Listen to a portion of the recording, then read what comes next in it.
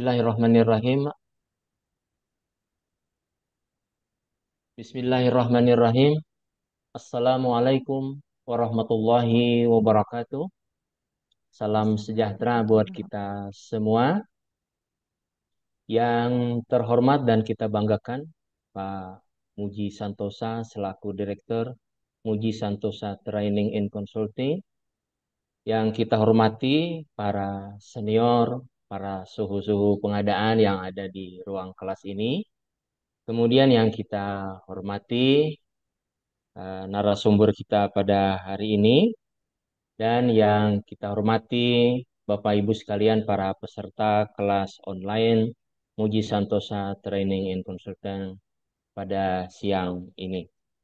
Pertama dan utama tentu mari kita bersama-sama mengucapkan puji syukur Alhamdulillah kehadirat Allah Subhanahu wa Ta'ala. Di kesempatan siang ini secara daring kita bisa dipertemukan dalam keadaan sehat walafiat, dalam ruang Zoom, dalam kelas khusus Muji Santosa dalam keadaan sehat walafiat. Mudah-mudahan kita semua selalu mendapat keberkahan. Mudah-mudahan apa yang kita lakukan nanti memberikan manfaat bagi diri kita dan juga lingkungan sekitar kita.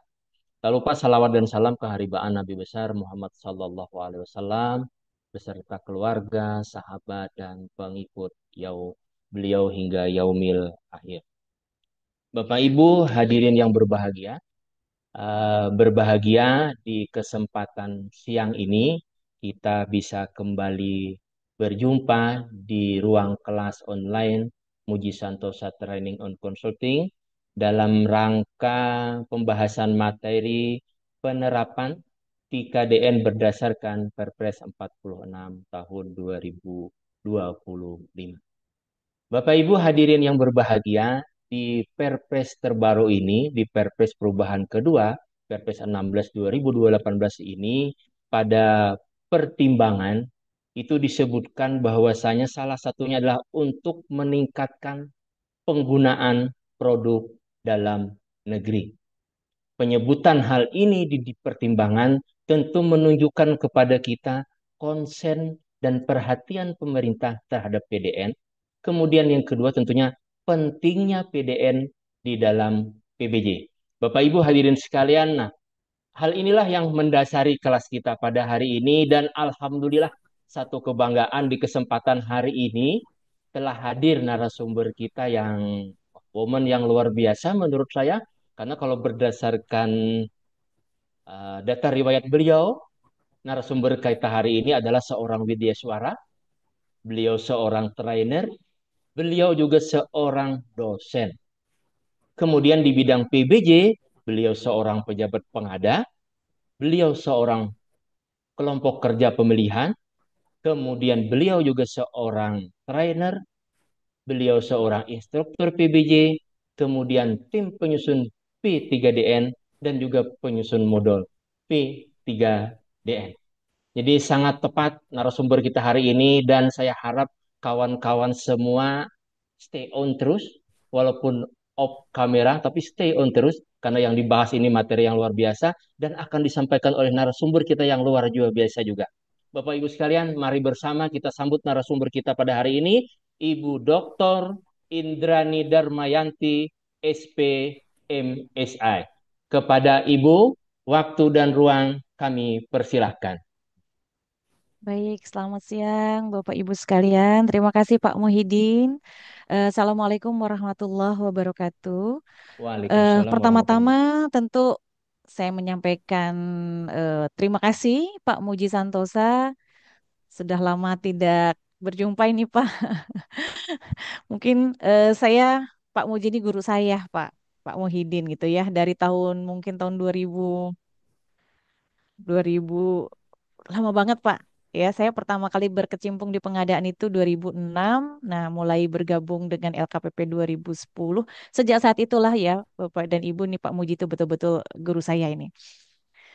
Ya, terima kasih Pak Muji atas kesempatan dan waktu yang diberikan kepada saya. Insya Allah pada hari ini memang masih kalau terkait dengan teknis ya, kita juga sama-sama sedang menunggu ya Pak ya, menunggu peraturan LKPP ini. Tapi kita cobalah kupas gitu ya Bapak Ibu berdasarkan hasil diskusi dan pemahaman dari beberapa teman-teman saya juga. Baik, mohon izin Pak Muhyiddin, Bapak Ibu sekalian, saya untuk share screen ya, Bapak Ibu. Ya, mantap Oke, jelas Bu. sudah muncul Bapak Ibu? Muncul. Oke, Cuma baik. masih belum full Bu, masih belum full per halaman. Masih ya, Sudah mantap Bu. sekarang. Oke, baik Sudah. Bapak Ibu. Jadi, sebagaimana yang disampaikan kepada saya oleh Pak Muji bahwa hari ini kita coba kupas bagaimana penerapan TKDN dan sebenarnya kalau di sini saya lebih ke P3DN ya, P3DN di dalam Perpres 46 tahun 2025. Oke. Baik, Bapak Ibu. Nah, sebagaimana betul yang tadi disampaikan oleh moderator ya, jadi produk dalam negeri ini menjadi salah satu pertimbangan di perubahan kedua dari Perpres 16 tahun 2018. Artinya betul Pak ini, kita sudah concern terkait dengan penerapan penggunaan produk dalam negeri di dalam pengadaan barang dan jasa pemerintah. Baik, nah di dalam Perpres juga sekarang sudah dimasukkan definisi tentang produk dalam negeri. Mudah-mudahan kita sudah tidak salah lagi nih, Pak. Kadang-kadang kan masih banyak ya yang salah persepsi tentang produk dalam negeri. Misal kalau saya tanya, produk handphone Samsung ini produk dalam negeri atau luar negeri, masih banyak yang menjawab produk luar. Betul nggak Pak Muhyiddin nih? Ya, Iya Bu. Karena betul mereknya kan? dari luar. Betul, merek dari luar. Padahal sebenarnya handphone Samsung itu sudah diproduksi oleh perusahaan Samsung Elektronik Indonesia di Cikarang gitu. Jadi artinya produk Samsung itu sudah produk dalam negeri. Hanya mungkin ya berapa persen kandungan dalam negeri dari produk tersebut gitu. Nah, itulah itu ya. Saya ambil salah satu contoh saja yang seringkali masih keliru gitu. Sehingga kadang-kadang itu menjadi hambatan di dalam pengadaan Bapak Ibu.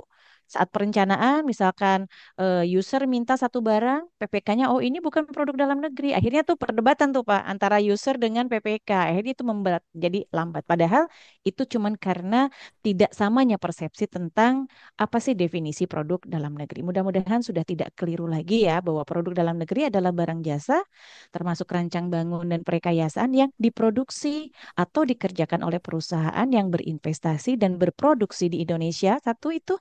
Yang kedua, menggunakan tenaga kerja yang sebagian atau seluruhnya dari warga negara Indonesia. Dan yang ketiga, menggunakan bahan baku yang sebagian ataupun seluruhnya dari produk dalam negeri. Itu ya Bapak Ibu. Oke. Kemudian terkait dengan tujuan, memang di dalam Perpres 16 pun sudah disampaikan ya, sudah dituangkan bahwa salah satu tujuan dari pengadaan adalah untuk meningkatkan penggunaan produk dalam negeri. Bahkan di kebijakan pun ya, salah satu kebijakan kita untuk bisa meningkatkan penggunaan produk dalam negeri adalah dengan mendorong penggunaan barang dan jasa dalam negeri. Nah, tentu ini dituangkanlah ke dalam ketentuan lebih detail lagi, lebih teknis dan tunjuk pelaksanaannya, yaitu di Per LKPP. Bahkan juga ada di SE LKPP gitu kan. Kemudian juga ada di ya ini surat edaran sebenarnya sudah cukup lama. Pertama di Inpres dulu ya, Inpres 2 2022 ini keluar ya beberapa ketentuan tentang bagaimana ya untuk mendorong penggunaan produk dalam negeri. Kemudian di SKLKPP 122 2022 ini tentang tata cara penyelenggaraan e-katalog juga sudah ada sebenarnya di SELKPP nomor 8 2023 tentang pedoman implementasi P3DN dalam pengadaan barang dan jasa juga sudah ada sebenarnya gitu ya di SELKPP nomor 3 2024 tentang proses pengadaan mini kompetisi juga sudah ada. Sebenarnya tadi ya Bapak dan Ibu, bagaimana upaya pemerintah untuk mendorong penggunaan produk dalam negeri ini sudah dikeluarkan dalam bentuk surat edaran, kemudian SK, Inpres. Nah, di Perpres 46 inilah ya surat-surat edaran tadi itu mencoba dimasukkan ya, dimasukkan ke dalam bunyi pasal-pasalnya. Sehingga di sini sudah tercantum nih Bapak Ibu tentang pertama kewajiban penggunaan produksi dalam negeri ini di pasal 66 ayat 11 sudah dimulai sejak tahap perencanaan pengadaan, kemudian persiapan pengadaan, proses pemilihan, ya, ini sudah dimasukkan. Sehingga dalam pasal-pasal yang lain juga ya sudah tuangkan Bapak dan Ibu. Misal di dalam perencanaan ya harus seperti apa? Nah, di perencanaan harus disusun spesifikasi yang mempertimbangkan produk dalam negeri. Ini ada di pasal 19. Kemudian juga di pasal 66 ayat 12. Pada saat proses pemaketan, ya, ini juga harus mempertimbangkan produksi dalam negeri. Ada di pasal 20. Bagaimana pencantuman RUP? Ada di pasal 66 ya, ayat 12. Itu di perencanaan Bapak Ibu. Kemudian lebih lanjut ke persiapan, ya, di bagaimana kita mencantumkan kewajiban PDN ini di dalam spesifikasi. Nanti kita akan coba lihat Bapak Ibu bagaimana cara kita menyusun spesifikasi ini. Kemudian di proses pemilihan, nah, sekarang sudah dicantumkan bahwa kita sebagai pejabat pengadaan, sebagai pokja pemilihan perlu mencantumkan ketentuan tentang penggunaan produk dalam negeri ini di dalam dokumen pemilihan. Ini di pasal 66 ayat 12. Kemudian tentang pemberian preferensi ada di pasal 67. Kemudian juga terkait tahapan pelaksanaan. Tahapan pelaksanaan baik swakelola maupun penyedia juga sudah dimasukkan di dalam Perpres 46 ini. Ada di pasal 47 ayat 7 dan di pasal 52 ayat 3. Sampai dengan proses serah terima. Itulah ya Bapak Ibu. Jadi setiap step setiap step kegiatan pengadaan barang dan jasa sudah memperhitungkan penggunaan produk dalam negeri. Nah, bahkan di dalam Perpres 46 tahun 2025 ini, kewajiban tentang penggunaan dalam produk dalam negeri ini juga sudah eh, dipertimbangkan atau diperhitungkan dalam pengadaan khusus, misalkan di dalam pengadaan yang dikecualikan gitu ya. Ini tetap penggunaan produk dalam negeri ini tidak dikecualikan ternyata ya. Ini ada di pasal 61. Di dalam pengadaan internasional dan dari dana pinjaman hibah dalam dan luar negeri ini juga penggunaan produk dalam negeri ini menjadi fokus ya. Pasal 63. Dan termasuk juga di pasal yang baru nih Bapak dan Ibu yang terkait dengan pengadaan barang jasa desa. Ini juga sudah mempertimbangkan penggunaan produk dalam negeri. Ada di pasal 64 ayat di pasal 64B ya. Oke, baik Bapak Ibu. Ya, jadi ketentuan-ketentuan tentang proses pengadaan dari mulai perencanaan sampai serah terima dan terkait apa eh, pengadaan untuk beberapa hal yang bersifat khusus internasional maupun pengadaan desa ini juga sudah mempertimbangkan penggunaan produk dalam negeri. Nah, mungkin kita akan bahas lebih detail ya pasal-pasal. Nanti juga ada sedikit contoh-contoh juga Bapak Ibu ya bagaimana setiap tahapan ini di dalam Perpres. Kita mulai dari perencanaan ya pada saat menyusun spesifikasi ya. Ini jelas Bapak Ibu, ini bahkan sebenarnya dari mulai Perpres 12 sudah ada ya. Jadi bahwa PPK menyusun spek itu harus sudah mempertimbangkan produk dalam negeri. Nah, tambahannya di Perpres 46 yang baru bahwa PPK dalam menyusun spek teknis atau KAK barang jasa menggunakan PDN sebagaimana atau menyesuaikan dengan kemampuan industri dalam negeri sebagaimana tercantum dalam daftar inventaris barang dan jasa PDN yang diterbitkan oleh Kemenperin. Nah, disinilah Bapak Ibu bahwa sudah lebih diperjelas gitu ya bahwa di mana sih kita mencari informasi tentang produk dalam negeri, yaitu di daftar inventaris barang dan jasa PDN. Nanti kita akan coba sama-sama buka ya Bapak Ibu di beberapa slide ke depan. Oke, kemudian ini sepanjang tersedia tentunya kita gunakan produk dalam negeri. Artinya kalau memang misalkan produk dalam negeri belum tersedia sehingga membolehkan kita untuk melakukan proses impor. Nah, sekarang mencoba lebih detail ke bagaimana kita menyusun spesifikasi. Nah, saya ambil contoh untuk barang nih Bapak Ibu ya. Saat penyusunan spesifikasi barang yang akan diadakan ini meliputi apa saja? Pertama tentu meliputi macam atau jenis barang yang akan diadakan. Di sini barangnya apa sih? Maka untuk barang yang perlu kita lakukan adalah tadi Bapak Ibu, cek di dalam daftar inventaris. Apakah sudah ada barang yang mempunyai TKDN dan BMP minimal 40%? Itu yang kita cari ya Bapak Ibu. Dan tentu di sini kita mencari tidak hanya satu barang Bapak Ibu. Barang-barang yang satu spesifikasi gitu ya. Ya karena tentu misalkan kita butuh barang apa sih? apa ballpoint ya. Ballpoint kan tidak hanya satu barang ya, banyak barang. Nah, maka yang kita cari adalah spesifikasinya. Nah, jika ada barang yang sudah ber-TKDN plus BMP itu em, minimal 40%, ya, maka barang tersebut sudah wajib menggunakan produk dalam negeri. Ini sesuai dengan ketentuan di pasal 66. Nanti kita akan lihat seperti apa bunyinya. Nah, untuk yang lainnya, fungsi kegunaan barang ini secara umum lah kita menyusun spek seperti apa, bahan material yang digunakan. Nah, ini juga perlu kita state di dalam spesifikasi itu bahwa bahan atau material yang digunakan menggunakan ya mengutamakan penggunaan bahan atau material yang berasal dari dalam negeri. Oke, ukuran volume kapasitas produksi ini umum. Kemudian berikutnya terkait dengan syarat-syarat lainnya. Misal pada saat pengadaan barang ini butuh misal pengangkutan, penimbunan, penyimpanan, atau pemasangan, pengoperasian, atau pelatihan, maka kita menggunakan penyedia jasa dari dalam negeri. Ini yang perlu disampaikan di dalam spesifikasi, Bapak Ibu. Ini kalau barang ya. Sekarang bagaimana kalau konstruksi? Nah, tentu di dalam pekerjaan konstruksi Bapak Ibu kita butuh bahan ya. Kita butuh bahan, kita butuh peralatan ya, kemudian kita butuh tenaga kerja dan butuh jasa lainnya. Di sini ada. Maka pada saat kita menyusun spesifikasi, maka itu masukkan Bapak Ibu.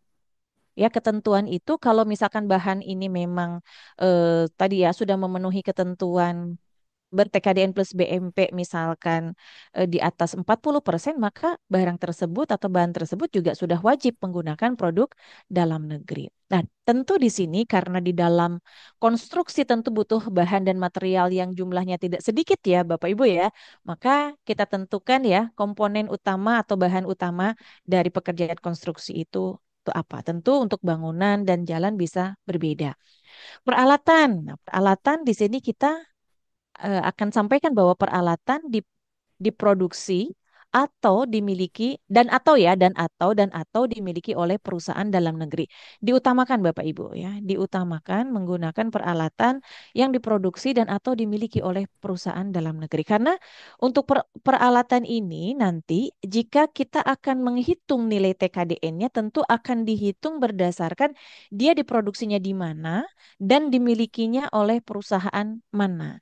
Sehingga jika diproduksi oleh perusahaan dalam negeri dan pemiliknya juga perusahaan dalam negeri, maka nilai TKDN untuk peralatan tersebut adalah 100%.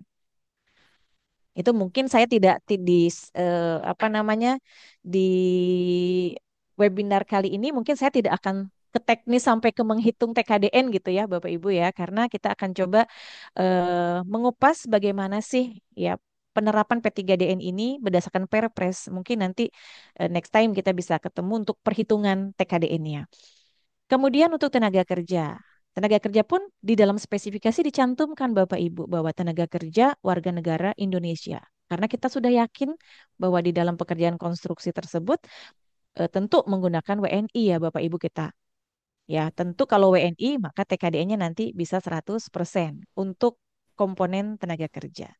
Jasa pendukung. Di sini mengutamakan penyedia jasa dari dalam negeri supaya sama nilai TKDN-nya juga bisa 100. Sehingga nanti secara eh, rekapitulasi Bapak Ibu bahwa nilai TKDN untuk pekerjaan konstruksi ini baik dari komponen barangnya maupun dari komponen jasanya TKDN-nya bisa besar gitu. Baik, ini untuk pekerjaan konstruksi. Next, bagaimana kalau untuk konsultansi? Sebetulnya sama saja Bapak Ibu ya. Pada pengadaan konsultasi tentu di sana kita butuh tenaga ahli. Tenaga ahlinya ini apakah sudah bisa dikerjakan oleh WNI? Kalau memang sudah bisa, di dalam spesifikasi atau KAK ya, di dalam KAK-nya kita langsung bisa sebutkan aja bahwa tenaga kerja atau konsultannya berasal dari warga negara Indonesia. Kemudian kalau butuh bahan, butuh alat, ya kurang lebih sama seperti yang konstruksi tadi, diutamakan menggunakan produk dalam negeri. Oke. Kemudian untuk jasa lainnya bagaimana? Saya ambil contoh mungkin untuk pekerjaan cleaning service gitu ya Bapak Ibu, di mana tentu pada pekerjaan cleaning service ini butuh bahan, butuh juga tenaga terampil. Nah, kalau tenaga terampil cleaning service warga negara Indonesia, ya langsung aja Bapak Ibu ya, bawa tenaga kerja berwarga negara Indonesia. Kemudian jika butuh bahan, butuh alat, kurang lebih sama seperti tadi ya di konstruksi Pak, Bu. Bahan, maka gunakan bahan dan material yang berasal dari produk dalam negeri. Peralatan, mengutamakan juga peralatan yang dibuat dan atau dimiliki oleh perusahaan dalam negeri. Jadi kurang lebih di dalam spesifikasi itu perlu kita tambahkan ya statement-statement terkait dengan tadi ya, apakah itu bahannya, peralatannya, tenaga kerjanya, ataupun jasa-jasa lainnya. Baik, itulah terkait dengan spesifikasi yang tadi ada di eh, pasal spek tadi, pasal 19. Oke, next kita masuk ke pasal 20 nih Bapak Ibu tentang pemaketan ya. Pemaketan pengadaan barang jasa PPK wajib mengalokasikan 40% eh, untuk produk ya UMKK hasil produksi dalam negeri. Oke. Kemudian masuk perencanaan sudah, ini agak lompat nih Bapak Ibu ya ke bab karena di apa namanya di Perpresnya saya mengikuti urutan pasal gitu ya. Nggak apa-apa ya Bapak Ibu ya kita agak sedikit melompat. Ini masuk ke bagian pelaksanaan. Pelaksanaan swakelola. Ini pasal baru ya Bapak Ibu ya, ayat baru ya. Pasal 47 ayatnya ayat baru ayat 7. Apabila dalam pelaksanaan swakelola membutuhkan bahan, material, alat, maka wajib menggunakan bahan material yang menggunakan produk dalam negeri dan atau produk UMKK dari hasil produk dalam negeri. Ya, lebih lanjut di pasal 8 ya prosesnya dengan menggunakan e-purchasing. Nah, berarti nanti ada keterkaitan dengan bagaimana perusahaan mencantumkan ya TKDN di dalam e-katalog nantinya gitu, Bapak Ibu ya. Itu terkait pelaksanaan swakelola. Nah, kemudian untuk yang penyedia sekarang sama juga Bapak Ibu. Ini juga ayat yang baru ada di pasal 52 ayat 3 apabila dalam pelaksanaan pekerjaan membutuhkan bahan, material, alat, maka wajib menggunakan bahan material yang merupakan produk dalam negeri. Ini sama kurang lebih ya Bapak Ibu dengan yang tadi. Sesuai yang tercantum di dalam dokumen penawaran. Artinya kalau ini pelaksanaan kontrak maka apa yang ditawarkan oleh para peserta pemilihan yang menang, tentu itu dituangkan ke dalam kontrak nantinya. Kalau misalkan ya, Bapak Ibu ada beberapa barang, ya mereka menawarkan barang A, barang B, barang C, ya sudah ditawarkan misalkan ini 45%, yang ini 35%, misalkan ini 40%, maka ini dituangkan ke dalam kontrak nantinya. Oke. Baik, Bapak Ibu. Nah, tadi saya sampaikan bahwa eh, terkait dengan pengadaan yang dikecualikan, ini baik dari BLU, BLUD, kemudian juga untuk pengadaan tarif yang dipublikasikan secara luas, kemudian juga untuk pengadaan barang jasa yang praktek bisnisnya sudah mapan, ataupun ada ketentuan di perundang-undangan lain. Nah, di sini tidak berlaku untuk kewajiban penggunaan produk dalam negeri. Artinya untuk ini semua Bapak Ibu tetap harus menggunakan PDN ya. Wajib menggunakan PDN kalau sudah ada barang ber-TKDN plus BMP minimal 40%. Baik, kemudian terkait dengan barang jasa yang menggunakan dana pinjaman ya, hibah luar negeri. Di sini juga ada Bapak Ibu sudah harus mencantumkan ketentuan mengenai salah satunya adalah penggunaan produk dalam negeri. Jadi meskipun dana itu berasal dari hibah atau pinjaman luar negeri gitu ya Bapak Ibu, maka tetap ketentuan terkait dengan penggunaan produksi dalam negeri ini perlu dimasukkan. Dan ada ketentuan juga bahwa harus bekerja sama dengan industri dalam negeri. Oke. Next, untuk pengadaan desa. Pengadaan desa pun Bapak Ibu ini sudah dicantumkan gitu ya di dalam ini pasal baru kan tentunya ya 64B ya. Baik itu melalui swakelola maupun melalui penyedia Bapak Ibu. Jika di dalam pengadaannya ini membutuhkan produk tadi untuk yang swakelola sudah ya, itu juga di pasal yang 47 kalau tidak salah tadi ya, itu sama juga. Jika pengadaan barang jasa itu membutuhkan ya, bahan material, maka pengadaan barang jasa termasuk yang melalui penyedia di sini menggunakan produk UMKK dari hasil produksi dalam negeri. Jadi memang di sini produk dalam negeri sudah menjadi perhatian dan menjadi apa perhatian dari pemerintah ya untuk diterapkan di dalam pengadaan barang dan jasa pemerintah. Kemudian dalam rangka meningkatkan peran serta UMKK, maka kementerian lembaga, pemerintah daerah, dan institusi lain wajib menggunakan produk usaha mikro dari hasil produk dalam negeri ini di pasal 65. Nah, kita masuk nih pasal yang intinya sebenarnya Pak Muhyiddin dan Bapak Ibu sekalian di sini, yaitu di pasal 66 yang secara spesifik membahas tentang penggunaan produk dalam negeri. Tadi ya sudah ada di pasal 66 di sini diperjelas lagi. Kementerian, lembaga, perangkat daerah, institusi lain wajib menggunakan produk dalam negeri, termasuk rancang bangun dan perkayasaan nasional. Ketentuannya seperti apa? Nah, ketentuannya ini yang baru dimasukkan Bapak Ibu. Namun sebenarnya ini ketentuan ini juga sudah ada Bapak Ibu ya. Misalkan di dalam SE LKPP 8 2023. Sebenarnya ini sudah ada, tapi saat ini sudah dimasukkan ke dalam Perpres. Jadi saat kita akan menggunakan saat kita akan memilih produk ya, saat kita akan memilih produk ya, maka kita akan lihat dulu tadi informasi di perencanaan apa sih? Kita lihat dulu WP3DN ya. Nah, di sini kewajiban penggunaan produk dalam negeri ini ya untuk produk industri,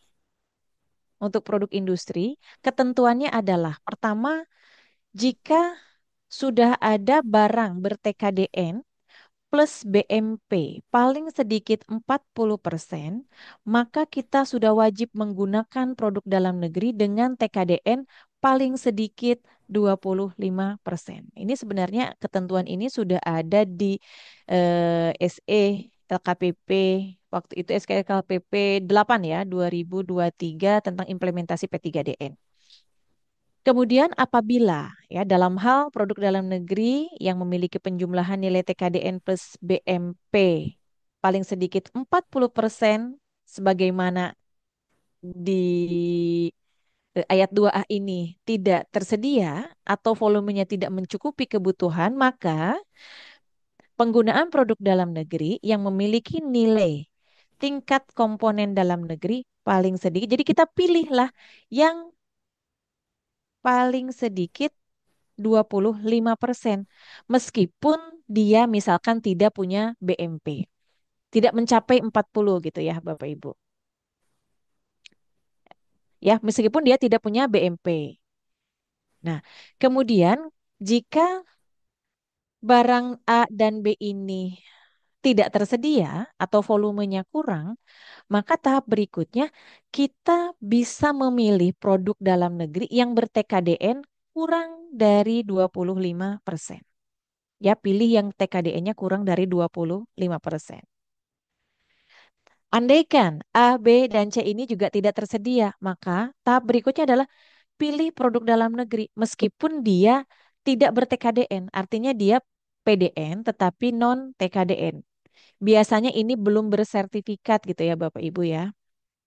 Jadi si industrinya belum mensertifikasi, belum bersertifikat. Nah, jadi jangan dulu ke produk impor gitu ya Bapak Ibu. Kalau memang tidak ada produk yang ber-TKDN plus BMP di atas 40 tidak ada, kemudian juga TKDN-nya di atas 25 tidak ada, yang ber-TKDN di bawah 25 nggak ada, produk dalam negeri juga nggak ada, maka berikutnya barulah ya melakukan proses impor. Jadi kurang lebih ketentuannya ini kurang lebih masih yang lama ya pada saat pemilihan produk. Nah, di mana kita mencari informasi tadi ya di web P3DN mungkin barangkali ada Bapak dan Ibu yang belum pernah melihat ya seperti apa sih informasi kita akan coba lihat sama-sama. Saya izin buka. Izin Bapak muncul nggak Pak? Web P3DN-nya atau masih yang tadi ya? Oke, kalau enggak saya ini dulu, saya stop share screen-nya dulu sebentar.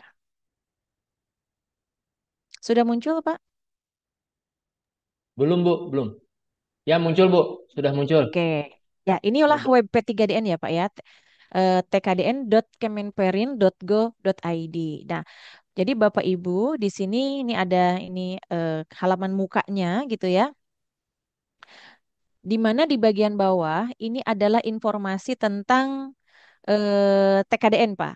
Di sini ada menu sertifikat ya. Kemudian di sampingnya ada menu rekapitulasi, di sampingnya lagi ada menu TKDN IK. Ini TKDN industri kecil. Nah, kita di mana kita bisa mencari informasi tentang barang bersertifikat. Nah, kita bisa klik di sertifikat ini. Jadi, kalau misalkan kita bisa mencari kategori pencarian bisa dari produk ataupun dari perusahaan.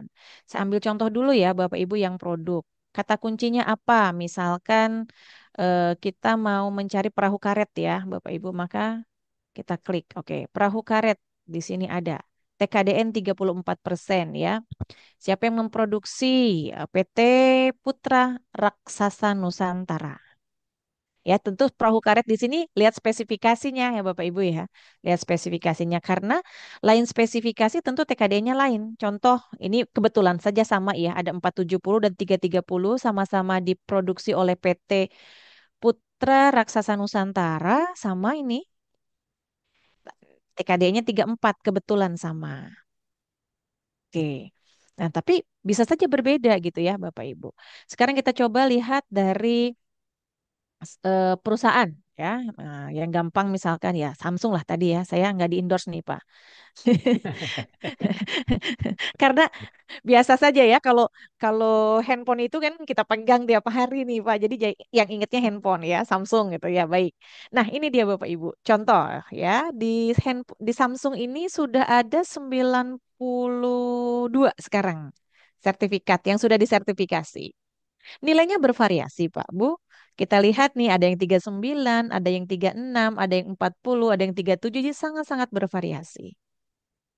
Oke, ini nilai TKDN. Artinya kalau TKDN ini adalah mengacu ke produk, Bapak Ibu. Sementara BMP ini adalah mengacunya ke perusahaan.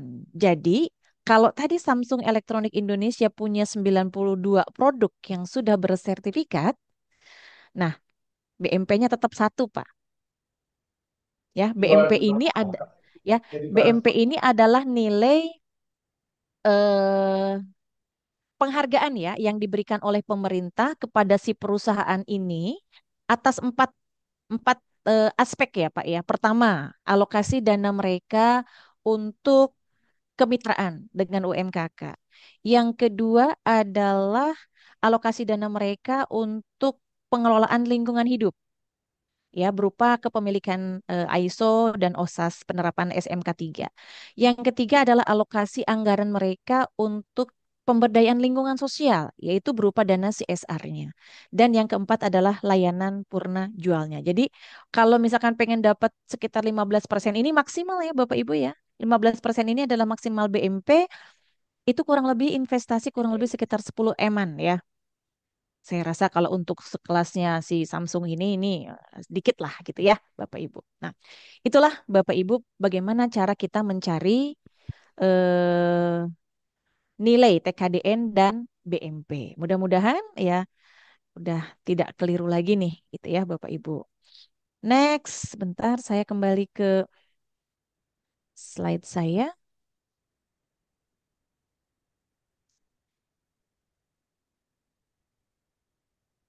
Ya, sudah sampai sini. Muncul kembali, Pak. Muncul, Bu. Nah, oke. Baik, itulah ya Bapak Ibu. Nah, kita juga selain selain melihat di sertifikat ini bisa juga direkapitulasinya Pak ya, rekapitulasi ataupun di TKDN industri kecil. Jadi silahkan. Nah, next berikutnya Bapak Ibu, ini ketentuan tentang penggunaan produk dalam negeri di pasal 66. Sekarang bagaimana untuk produk non-industri? Nah, ini yang dulu sering membuat kita galau nih Pak Muhyiddin ya. Kadang-kadang ini kayak misalkan daging sapi TKDN-nya berapa nih gitu kan? Banyak nih. Kalau sayuran TKDN-nya berapa nih? Inilah ya Bapak Ibu.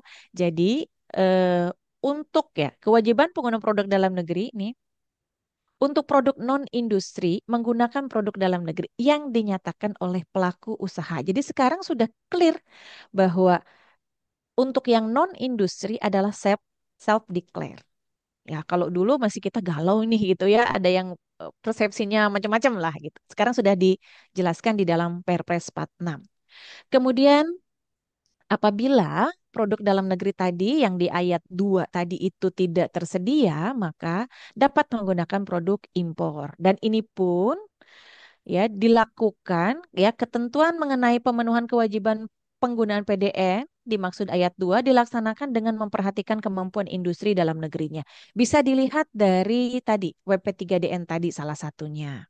Kemudian nah untuk ayat 6 Menteri yang menyelenggarakan urusan pemerintahan di bidang perindustrian menyediakan informasi terkait dengan kemampuan industri dalam negeri sebagaimana dimaksud pada pasal 5. Artinya di sini Kemenperin di sini punya kewajiban tadi Bapak Ibu untuk melakukan pemberian informasi melalui web P3DN tadi ya tkdn.kemenperin.go.id ataupun untuk beberapa produk ya ini bisa didasarkan dengan menggunakan Permenperin.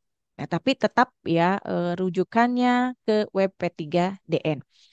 Kemudian, ya, dalam hal informasi sebagaimana dimaksud dalam ayat 6 belum tersedia, maka penggunaan produk impor dapat dilakukan setelah mendapat persetujuan dari menteri, kepala lembaga, kepala daerah, atau pejabat yang ditunjuk oleh menteri, kepala lembaga, kepala daerah.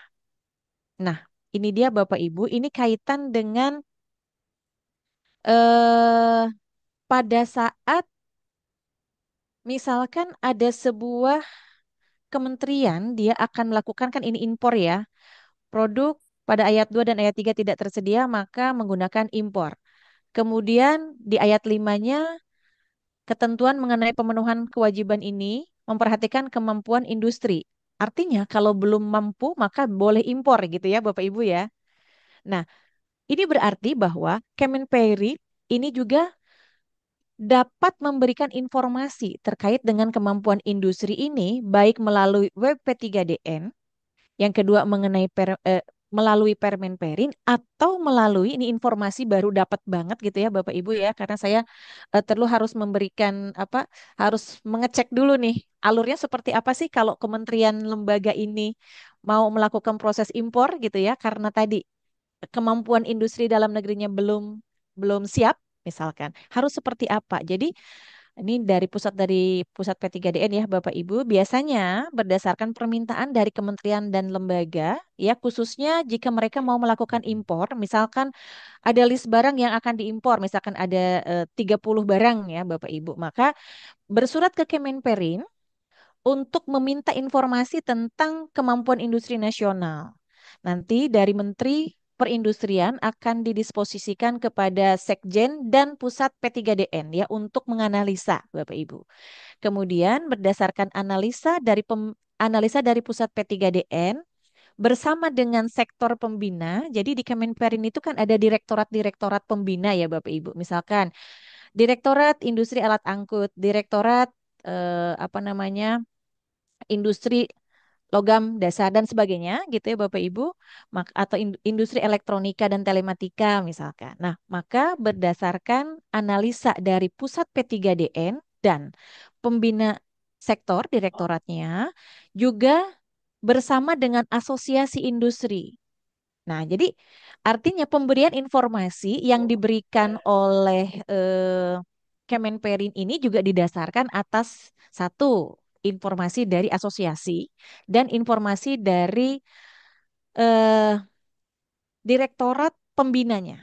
Maka Pusat P3DN memberikan informasi tersebut kepada Sekjen. Kemudian Sekjen akan membalas surat permintaan informasi tentang kesiapan atau kemampuan industri dalam negeri tersebut kepada kementerian dan lembaga yang tadi meminta informasi tersebut. Nah, kurang lebih seperti itu ya Bapak Ibu alurnya. Sekarang kita masuk ke ayat 8. Menteri yang menyelenggarakan urusan pemerintah di bidang perindustrian dapat menetapkan batas minimal TKDN. Nah, Bapak Ibu saat ini sebagaimana yang tadi di sini di pasal 66 ayat 2 kan minimalnya adalah 25 ya Bapak Ibu. Namun pada beberapa industri yang dinilai sudah siap ya sudah siap kesiapan industrinya itu dinilai sudah cukup, maka berdasarkan informasi dari tadi sektor pembina dan dari asosiasi, maka Kementerian Perindustrian dapat menetapkan TKDN minimal. Saya ambil contoh misal untuk modul surya pada tenaga kelistrikan ya Bapak Ibu, ini sudah 60% minimal TKDN-nya. Tergantung dari kesiapan industrinya. Oke. Baik, kemudian ya, berikutnya ini untuk konstruksi ini yang banyak jadi perbincangan nih Bapak Ibu ya. Menteri yang menyelenggarakan urusan pemerintahan di bidang jasa konstruksi berkoordinasi dengan Menteri yang menyelenggarakan urusan pemerintahan di bidang perindustrian untuk menetapkan batas minimum TKDN pada jasa konstruksi. Nah, saat ini eh, sudah ada ya Bapak Ibu peraturan terkait dengan batas minimum untuk TKDN di bidang konstruksi. Ya, ini dia Bapak Ibu berdasarkan pada Kepmen PUPR ya, nomor 602 tahun 2023. Jadi ini ada beberapa batas minimum. Saya ambil contoh ya. Di sini untuk bangunan untuk bendungan 60, danau situ ada 70. Ya, ini tentu sudah berdasarkan analisa. Namun rasanya ini masih perlu untuk ditinjau kembali. Ya, perlu ditinjau kembali. Mungkin ke depan ini PUPR dengan Kemenperin akan melihat kembali ya nilai ini. Kemudian contoh misal untuk pembangunan nih, pembangunan pemugaran peremajaan kawasan pemukiman 45% ya. Kawasan gedung, gedung dan kawasan 45%. Tentu ini sudah mempertimbangkan ya, tidak hanya di Jakarta ya Bapak Ibu, tapi dari Sabang sampai Merauke. Rasanya PUPR sudah melakukan analisa untuk menetapkan nilai-nilai ini sudah mempertimbangkan bagaimana kemungkinan bisa dicapai ya nilai batas minimal ini oleh para penyedia di seluruh Indonesia. Baik, jadi tentu di sini Bapak Ibu, nah PPK yang akan menetapkan TKDN minimal tadi perlu mempertimbangkan hasil analisa TKDN yang telah disusun oleh konsultan perencana atau perancang. Jadi bukan hasil perkiraan karena masih banyak juga ternyata PPK yang ya udahlah 50%, ya udahlah 60% bukan berdasarkan analisis. Nah, analisis di sinilah yang perlu dilakukan oleh si konsultan. Baik, saya kembali ke pasal 66. Sekarang di ayat ke-10, Bapak Ibu. Nah, nilai TKDN dan BMP sebagaimana dimaksud pada ayat 2 mengacu pada daftar inventaris yang tadi ya, Bapak Ibu ya. 11, kewajiban penggunaan produk dalam negeri dilakukan pada tahap perencanaan, pengadaan, persiapan, atau pemilihan. Dan ketentuan ini dicantumkan di dalam RUP, spesifikasi, dan dokumen pemilihan. Jadi sudah masuk ya. Baik, lanjut Bapak Ibu. Sekarang masuk ke tadi sudah ketentuan tentang penggunaan pemilihan dan mulai dari pemilihan produk dalam negeri ya, TKDN-nya berapa. Nah, yang berikutnya adalah pemberian preferensinya, Bapak Ibu. Untuk apa sih kita memberikan preferensi dulu itu? Jadi preferensi ini bisa kita anggap sebagai insentif ya atau reward ya. Insentif atau reward bagi siapa? Reward bagi si pelaku usaha yang menawarkan barang dan barang ya, barang yang memiliki nilai TKDN minimal 25%. Ya, ini di pasal 66. Jadi insentif preferensi itu adalah insentif. Yang berupa apa? Nanti berupa penyesuaian harga pada saat kita akan melakukan perhitungan harga evaluasi akhir.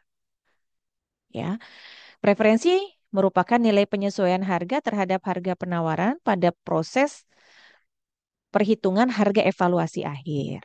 Nah, hal ini diberikan buat siapa? Diberikan pada paket tender yang seperti apa? Nah, di sini bisa untuk tender juga bisa untuk e-purchasing dengan metode mini kompetisi, Bapak Ibu. Jadi kalau di dalam e-purchasing mini kompetisi yang nilainya itu di atas 1M, sekarang sudah clear ya Bapak Ibu bahwa nilai ini adalah nilai paket, bukan per item. Karena sebelumnya masih banyak yang mispersepsi bahwa oh preferensi ini apalagi di konstruksi diberikannya per item. Nah, enggak, untuk satu nilai paket pengadaan yang di atas 1 miliar maka diberikan eh, apa pemberian preferensi berupa perhitungan penyesuaian harga saat melakukan HEA, perhitungan HEA. Oke. Ya, baik untuk tender maupun untuk e-purchase, Bapak Ibu. Kemudian, nah di sini bagaimana kita melakukan perhitungan preferensi ya untuk pengadaan barang, jasa lain dan juga ada konstruksi.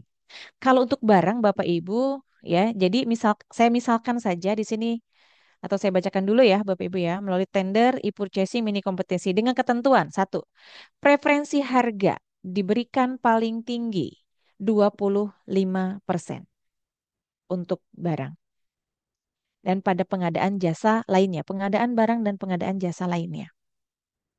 Yang kedua, preferensi diberikan terhadap barang atau jasa lainnya yang memiliki tingkat komponen dalam negeri paling rendah minimal 25%. Jadi untuk penawaran yang di atas 25% atau minimal 25%. Penetapan pemenang berdasarkan urutan harga terendah atau kombinasi nilai teknis dan nilai harga hasil evaluasi akhir. Dan dalam hal terdapat dua atau lebih penawaran yang memiliki nilai HEA terendah yang sama, maka penawaran dengan nilai tingkat komponen dalam negeri lebih besar ditetapkan sebagai pemenang. Nah, Bapak Ibu nanti kita akan lihat ya aturan yang lain terkait dengan pemberian preferensi ini. Sementara untuk barang diberikan maksimal 25% dan diberikan untuk ya penawaran yang penawaran barang yang ber-TKDN minimal 25%. Oke. Nah, saya sedikit melihat ya Bapak Ibu ketentuan terkait dengan pemberian preferensi ini yaitu di PP 29 tahun 2018. Di mana di sini ya pengguna produk dalam negeri sebagaimana dimaksud oke, wajib memberikan preferensi. Jadi ini wajib Bapak Ibu. Jadi para Pokja ya, para PPK dulu ya, tentu di PPK dulu, PPK kemudian nanti yang akan melakukan proses pemilihannya tentu Pokja karena di atas 1 miliar ataupun nih kalau e-purchase ya PPK maka wajib memberikan preferensi Bapak Ibu supaya memberikan penghargaan kepada si pelaku usaha itu untuk menawarkan produk dalam negeri. Nah, yang memiliki nilai TKDN yang lebih besar atau sama dengan 25%. Kalau melihat definisi ini Bapak Ibu, jadi namanya barang yang ber-TKDN, namanya produk ber-TKDN, maka dia tentu melihatnya adalah komponen barang ya Bapak Ibu yang bisa dilihat di daftar inventaris ya, daftar inventaris. Jadi kita akan melihat nanti pemberian preferensi ini semisal ya, semisal nanti ada contoh sih sebetulnya. Ada barang A, ada barang B, ada barang C. A ditawarkan 35%, B ditawarkan 30%. Barang C, ini bukan perusahaan, ini barang ya. Ya, barang C ditawarkan 20%. Tentu yang mendapat preferensi adalah yang ditawarkan di atas 25%. Sementara barang yang ditawarkan kurang dari 25%, maka dia tidak mendapatkan preferensi. Jadi perhitungannya kalau untuk barang kita lihat jadi eh, per, per item barang yang dipersyaratkan oleh kita ya, oleh kita dipersyaratkan tentu apakah dia sudah wajib? Misalkan kalau wajib maka ada minimal tadi 25% ya Bapak Ibu ya. Kalau misalkan belum wajib pun ya, kalau dia menawarkan lebih dari 25% maka diberikan preferensi tentunya untuk nilai paket di atas 1 miliar. Oke. Kemudian agak sedikit berbeda dalam pemberian preferensi untuk konstruksi ya Bapak Ibu nanti karena di sini kan ketentuan dan tata cara pemberian preferensi diatur dalam peraturan presiden tentang pengadaan barang dan jasa. Nah, ini tentu ini mengacu ke P6 P46 ya 2025. Kita akan lihat seperti apa untuk yang konstruksi. Kemudian untuk yang konstruksi ya melalui metode tender maka diberikan kepada penawaran dari peserta pemilihan terhadap komitmen untuk memenuhi batas minimum nilai TKDN sesuai dengan ketentuan peraturan perundang-undangan. Nah, tadi kita sudah lihat sendiri ya Bapak Ibu terkait dengan batas minimal di bidang konstruksi ini tadi sudah ada Kepmen PUPR ya 602 2023. Dan kalau kita lihat Kepmen PUPR itu nilai 45%, nilai 60%, 70% ini adalah TKDN paket ya. TKDN paket. Artinya TKDN paket ini gabungan barang jasa. Jadi TKDN itu kan ada TKDN barang, TKDN jasa, dan TKDN gabungan barang jasa. Jadi kalau kita lihat di sini ini adalah TKDN paket, TKDN gabungan barang jasa. Jadi maka nanti kita akan lihat di komitmennya si penawar itu berapa sih TKDN yang ditawarkannya gitu. Nah, namun pemberian preferensinya akan kita lihat di sini pada komponen barangnya saja. Ya, komponen barangnya saja. Memang Bapak Ibu terkait dengan teknisnya, teknis bagaimana perhitungannya, memang kita semua juga masih menunggu ya Bapak Ibu, kita menunggu PRLKPP-nya nih. Ya, kita masih harap-harap cemas nih seperti apa sih apa namanya? Kepastian bagaimana sih cara menghitungnya. Namun kita coba aja Bapak Ibu ya dengan menginterpretasikan permen apa Perpres ini, kemudian kita lihat juga Kepmen yang terkaitnya gitu. Maka di sini kita akan berikan preferensi ini hanya untuk komponen barangnya saja. Jadi nanti pada rekap TKDN itu kan ada barang, ada jasa. Nanti ada contoh ya Bapak Ibu ya, tabel ya. Maka kita akan hitung pemberian preferensi berdasarkan TKDN barangnya saja. Karena bisa jadi begini. Misal ya Bapak Ibu, misal TKDN gabungannya itu dia 75%. Artinya komitmen dia 75%. Ini misal sudah lebih dari yang dipersyaratkan oleh PPK 70%. Ini sudah secara apa namanya pemberian preferensi dia sudah bisa diberikan preferensi gitu kan. Nah, 75% ini Bapak Ibu bisa jadi ya, bisa jadi dari komponen barangnya itu misalkan hanya 40 tapi dari jasanya misalkan 95. Bisa jadi nih Bapak Ibu ya kan ini saya misalkan saja gitu ya. Nah, maka pemberian preferensi hanya dari barangnya saja. Nanti seperti apa teknisnya coba kita eh, simulasikan Bapak Ibu dan ya simulasi ini kami coba rumuskan gitu ya dari beberapa rekan-rekan yang mengampu P3DN juga gitu Bapak Ibu. Baik. Kemudian preferensi harga diberikan paling tinggi 25%. Iya, 25%. Kenapa? Karena ini komponen barang Bapak Ibu. Jadi sama seperti yang tadi pada pengadaan barang atau jasa lainnya. Di jasa lainnya pun kan ada komponen barangnya ya. Diberikannya 25% untuk barangnya Bapak Ibu. Oke. Nah, saya bacakan ulang. Preferensi harga diberikan paling tinggi 25% terhadap komitmen tingkat komponen dalam negeri yang lebih besar atau sama dengan batas minimal nilai tingkat komponen dalam negerinya. D. Penetapan pemenang berdasarkan urutan HEA atau kombinasi nilai teknis dan nilai HEA untuk pekerjaan konstruksi terintegrasi. Dan apabila ada dua penawaran yang HEA-nya terendahnya sama, maka TKDN terbesar. Dan di sini pun TKDN-nya sudah TKDN paket ya Bapak Ibu ya. TKDN paket terbesar lah yang ditetapkan sebagai pemenangnya. Baik, rumusnya tetap tidak ada perubahan Bapak Ibu. Ini masih sama seperti di Perpres 12 ya, sama seperti di Perpres 12 tahun 2021 ini. Kemudian eh, di pasal 67 ayat 7 di sini ada sedikit tambahan di mana pada pekerjaan konstruksi internasional Bapak Ibu sekarang tidak hanya mendapatkan tambahan preferensi dari aspek konstruksinya. Termasuk juga ada tambahan 5% apabila si perusahaan nasional tersebut di dalam konsorsiumnya menjadi lead firmnya. Jadi ada tambahan pemberian preferensi. Nanti bagaimana cara menghitung kita akan lihat langsung di contoh ya Bapak Ibu.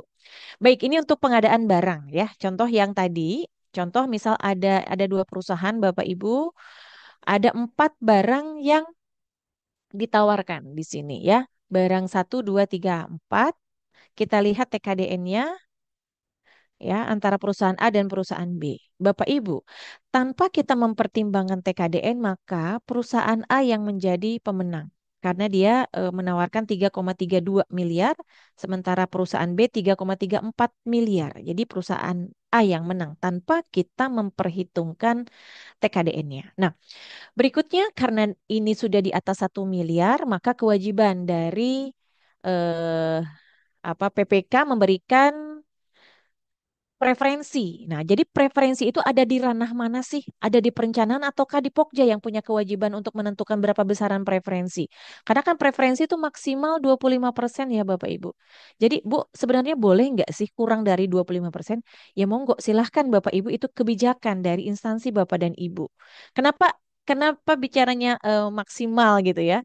Karena kalau kita di pemerintah mungkin tidak terlalu terasa, tapi kalau di BUMN di mana efisiensi menjadi salah satu KPI mereka, kadang-kadang bisa jadi Bu, kalau misalkan preferensinya kita tinggi ya maksimal, bisa jadi kan penawaran penawaran yang lebih tinggi dan bahkan mungkin yang paling tinggi dia yang jadi pemenangnya. Sehingga mungkin, karena saya pernah mensimulasikan ya Bapak Ibu, bagaimana kalau 10%, bagaimana kalau 15, 20, 25. Pemenang bisa beda-beda, Pak.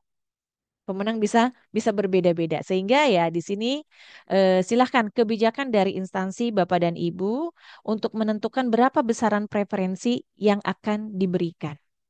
Nah, yang maksimal dan kadang-kadang banyak dari para PPK ya udahlah maksimal saja supaya tidak nanti banyak banyak pertanyaan-pertanyaan lagi gitu kan. Oke, berikanlah maksimal 25%. Semisal ya Bapak Ibu, maka nanti kita akan hitung. Ini preferensi. Ya, semisal untuk barang satu ya, maka bagaimana cara kita hitung HEA-nya? HEA sama dengan 1 - KP. KP itu preferensi dikali dengan TKDN-nya. 26%. Oke. Dikali dengan penawaran harganya. Sorry, maaf bukan yang ini. Yang 570 ya, bukan yang ini. Ya, kali 570 juta. Dapatlah ini. Nah, dan ini dihitung untuk masing-masing barang yang ditawarkan. Ya, kalau dengan menggunakan Excel ya, insya Allah ya, Bapak Ibu nggak susah ya. Dan untuk barang yang ditawarkan kurang dari 25%, maka dia tidak mendapatkan preferensi, Bapak Ibu. Ini tetap sama. Berikutnya kita akan jumlahkan, ini adalah HEA totalnya. HEA totalnya. Sehingga sekarang perusahaan A dan perusahaan B sudah bisa kita bandingkan Bapak Ibu berdasarkan HEA-nya. Dan ternyata sekarang perusahaan B yang menjadi pemenang. Karena apa? Karena dia menawarkan produk-produk yang memiliki TKDN yang lebih tinggi. Demikianlah Bapak Ibu ini ilustrasi untuk perhitungan pada saat pengadaan barang. Sekarang bagaimana yang konstruksi? Nah, ini dia Bapak Ibu ya. Saya ambil contoh semisal PPK mensyaratkan minimal TKDN pekerjaan pembangunan gedung misal 45%. Tadi akan diberikan preferensi apabila dia berkomitmen ya eh, menawarkan TKDN di atas dari standar yang syarat yang diberikan. Nah, misal berdasarkan hasil analisasi penyedianya, si peserta pemilihannya, dia menawarkan seperti ini, Bapak Ibu. Menawarkan seperti ini. Nah, pertanyaannya gini, Bu, apakah Pokja tentu ini ada analisanya ya, Bapak Ibu ya. Dan ini pun Pokja dapat meminta sih sebenarnya di Excel-nya, Bapak Ibu. Nah, pertanyaannya adalah, Bu, apakah Pokja harus mengecek satu-satu ini gitu kan? Ataukah kita percaya saja dengan nilai ini? Gitu kan Bapak Ibu. Nah, maka sebenarnya di sini tugas Pokja adalah tidak sampai kepada mengecek analisa itu Bapak Ibu. Pertama adalah kita hitung, kita lihat komitmennya, berarti komitmen dia adalah 94. Karena ini adalah dari nilai paket, dari TKDN paket Bapak Ibu. Sesuai dengan Permen PUPR ya. Permen PUPR 45, 60, 70 itu dari paket Pak. Maka kita lihat paket. Maka si perusahaan ini dia berhak mendapatkan preferensi.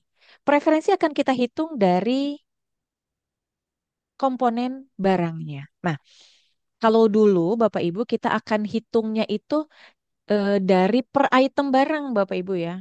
Item barang. Jadi misalkan di barang kan ini ya, dari misal bahan baku, material langsung atau dari peralatan barang jadi. Ya, setiap itemnya itu yang ditawarkan lebih dari sama dengan 25%, sama seperti tadi ini akan dihitung Bapak Ibu preferensinya, akan dihitung HEA-nya. Sebenarnya dengan menggunakan Excel sih tidak terlalu sulit ya, karena yang akan kita otak-atik itu adalah di daftar harga ya, daftar harga satuannya ya, ya, daftar harga satuannya. Jadi untuk Ibu barang ini saja, kalau dulu ya Pak, waktu ya Pak ya. maaf, mohon izin Bu. Oke, Oke, waktu mohon ya. izin. Oke, Iya. sedikit lagi, Pak. Baik. Oke. Gitu, oke ya. Nah, kalau sekarang kita dibuat lebih simpel sebenarnya, Bapak Ibu ya. Dibuat lebih simpel itu adalah, oke, kita karena ini sudah 44,86 gitu kan, maka kita bisa langsung hitung dari sini. Maka itu TKDN-nya adalah TKDN gabungan barang, Pak. Satu dikurangi 25% kali 44,86. Dikali harga harganya biasa kan dari harga penawaran dikali dari eh, subtotal barangnya ya. Maka berarti ini adalah HEA barangnya ditambah jasanya ini ya Bapak Ibu ya. Nah, sehingga sekarang penawarannya itu agak ketutup. Penawaran ini HEA-nya, HEA totalnya menjadi 3668 dari 3887. Jadi ada penurunan. Inilah yang akan menentukan urutan pemenangnya. Oke, ya demikian. Sebentar, Pak. Oke, next berikutnya, bagaimana kalau konstruksi internasional? Nah, konstruksi internasional ada pengurangan lagi, Bapak Ibu. Tadi HEA gabungan tadi dikurangi lagi 7,5% kali harga penawaran asing terendah, dikurang lagi kalau dia merupakan pemimpin konsorsiumnya gitu ya, perusahaan nasional tersebut dapat lagi pengurangan 5% kali harga HEA gabungannya ini. Itulah bagaimana cara kita menghitung preferensi. Oke, next, ini saya cepat saja ke belakangnya Bapak Ibu terkait dengan pengadaan berkelanjutan pun udah dari aspek sisi ekonomi, kan ekonomi sosial lingkungan plus sekarang ada tambahan aspek institusional. Dari aspek ekonominya, ini berkaitan dengan pemberdayaan produk dalam negeri. Kemudian terkait dengan pencantuman di e-katalog nih Bapak Ibu ya. Jadi kalau misalkan di e-katalog itu ternyata dicantumkan banyak produk impor, sementara ternyata sudah ada substitusinya produk tersebut, produk impor tersebut, substitusinya yang produk dalam negeri, maka barang impor tadi bisa minta dihentikan pencantuman di e-katalog. Next, pengawasan internal ini masih sama, Bapak Ibu, ya, bahwa salah dua ya, ada dua aspek di dalam pengawasan itu berkaitan dengan P3DN, yaitu bagaimana pencapaian TKDN dan penggunaan produk dalam negeri. Terkait sanksi, nah ini sanksi Bapak Ibu. Sanksi ini sebelumnya kan masih belum tercantum di dalam eh, Perpres ya Bapak Ibu terkait dengan penggunaan atau ya pelanggaran lah pelanggaran dari pengguna produk dalam negeri. Sekarang sudah dicantumkan, Pak. Jadi misal sanksi diberikan ya apabila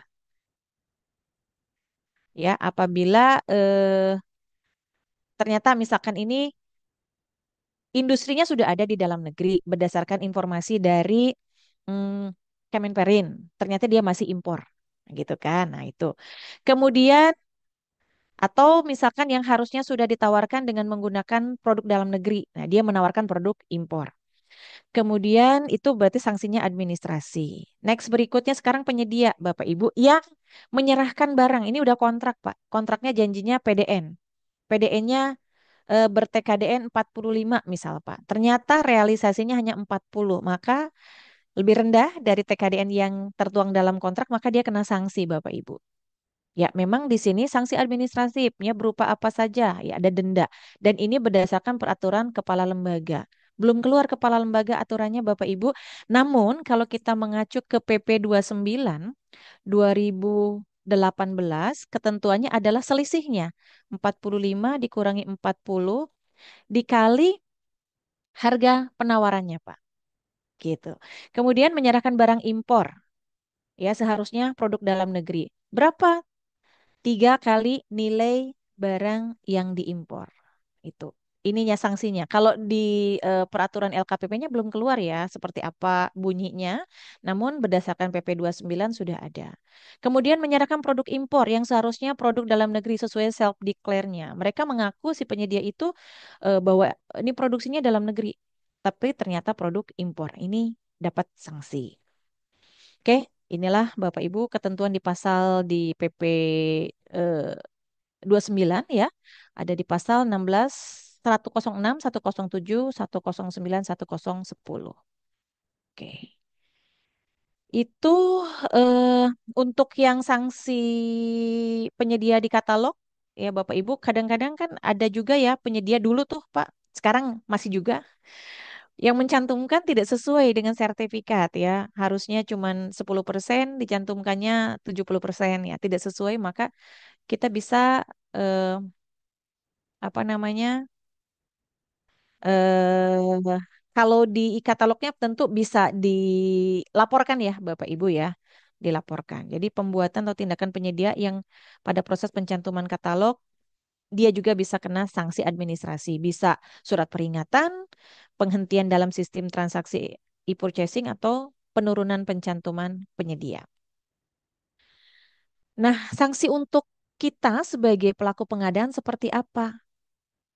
Nah, ini dia Bapak Ibu, ini memang bunyinya di dalam Perpres itu adalah berupa teguran tertulis dan bahkan ada yang berupa apa namanya? eh pengurangan tunkin, Pak. Ya, pengurangan tunkin ya. Nah, tapi kita tunggu saja ya Bapak Ibu ya, lebih detailnya lagi terkait dengan sanksi ini di Per LKPP sanksinya. Kemudian selain sanksi, saat ini di dalam Perpres sudah ada masalah penghargaan. Nah, masalah penghargaan pun kita ketentuannya ini juga belum keluar ya Bapak Ibu seperti apa. Kalau dulu penghargaan ini kan setiap sekian dalam 1 tahun itu biasanya suka ada ya Bapak Ibu penghargaan untuk kabupaten yang menggunakan produk dalam negeri tertinggi, kota, kabupaten, provinsi, kementerian gitu ya. Ini eh, ada. Nah, mungkin nanti ke depan akan lebih detail lagi terkait dengan pengadaan penghargaan ini diatur di dalam peraturan turunannya. Kemudian Ya, pemberian teguran sudah dilakukan oleh pembina kepegawaian. Kemudian, oke, pasal 2 ya. Ini dia ya Pak ya, tuh pemberian sanksi administratif itu bisa pengurangan nilai tunjangan kinerja, itu kan. Oke, dah terakhirlah Bapak dan Ibu ya ketentuan tentang penggunaan produk dalam negeri, kemudian tentang bagaimana perhitungan harga evaluasi akhir nanti akan diatur di dalam peraturan Kepala Lembaga LKPP ya. Tentu kita sama-sama tunggu Bapak Ibu. Namun di sini juga kita mencoba lah ya dalam peralihan ini kita mencoba menerapkan ya dengan kita coba interpretasikan seperti apa yang tadi sudah kita bahas. Terakhir, Bapak Ibu di pasal 2 Romawi pada saat peraturan presiden ini mulai berlaku tentu ada produk industri yang kalau produk industri kan Bapak Ibu ini sebenarnya harus sertifikasi. Ini kata kuncinya harus sertifikasi. Jika belum sertifikasi, maka kemarin ya, sebelum peraturan ini keluar, dilakukan kan self-declare. Dan ini masih berlaku kurang lebih 2 tahun.